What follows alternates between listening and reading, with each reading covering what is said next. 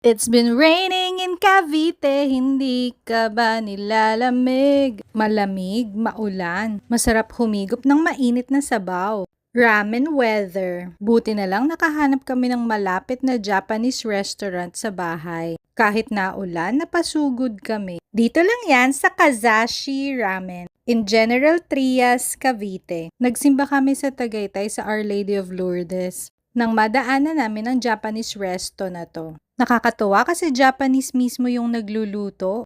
Habang naghihintay sa order, binigyan muna kami ng rice tea, brown rice tea, which is good for digestion. In fairness, ang bango niya, amoy roasted sesame. Ang sarap amuyin, nakakaginhawa. Siyempre, titikman din natin. Merong nuttiness, super light lang nung flavor. Ang sarap at nakaka-relax. Ayan, dumating na ang aming order. Kay hubby itong unagi don.